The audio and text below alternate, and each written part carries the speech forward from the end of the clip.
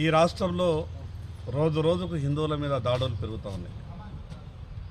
గతంలో 10 ఏళ్ళు ఈ రాష్ట్రాన్ని పరిపాలించిన టీఆర్ఎస్ పాలనలో ఏ రకంగానైతే హిందువుల మీద దాడులు చేస్తే, హిందువులను అవమానపరిస్తే తెలంగాణ రాష్ట్ర ప్రజలు ఆ రోజు టీఆర్ఎస్ పార్టీకి ఏ రకంగా బుద్ధి చెప్పిందో.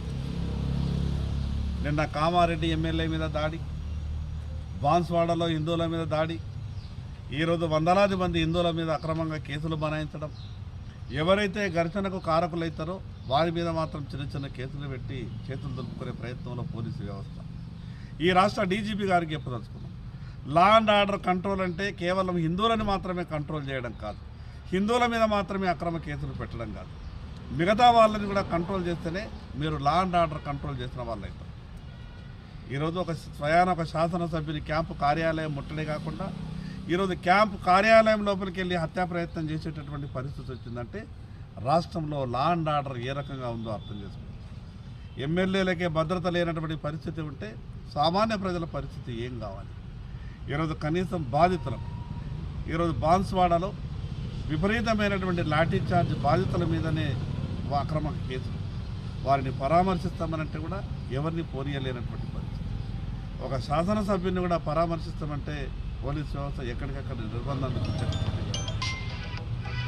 రాష్ట్ర డీజీపీ గారికి ప్రభుత్వానికి చెప్పదలుచు, ఈ పరిస్థితి ఇలాగే కొనసాగితే రేపు భవిష్యత్తులో ఎదురయ్యేటటువంటి మిగతా విషయాలు ఏవి జరిగినా ఈ రాష్ట్ర ప్రభుత్వమే బాధ్యత వహించాలి.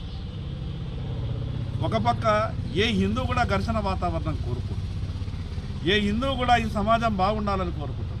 కానీ మేము బాగుండాలని కోరుకుంటే మాపైనే దాడులు, మాపైనే అక్రమంగా కుట్రలు, మాపైనే అక్రమంగా కేసులు. ఇది వ్యవస్థకి మంచిది కాదు. ఇప్పటికైనా మీరు పరిస్థితిని కంట్రోల్లో తీసుకురావాలా.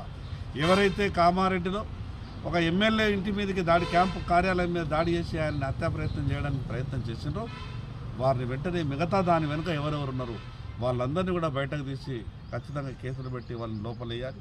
అదేవిధంగా బాన్స్వాడలో జరిగినటువంటి సంఘటన, ఒక వర్గానికి సంబంధించినటువంటి ఒక అనిస్థియా డాక్టర్ ఈరోజు దుర్గామాత పాటలు పెడితే అసలు మీరు దినముల ఈ పాటలు పెట్టడానికి వీలు లేదని ఆర్డర్ ఇచ్చేటటువంటి పరిస్థితి వాడికి ఎవరిచ్చింది అధికారం? అసలు ఎవరి ధైర్యం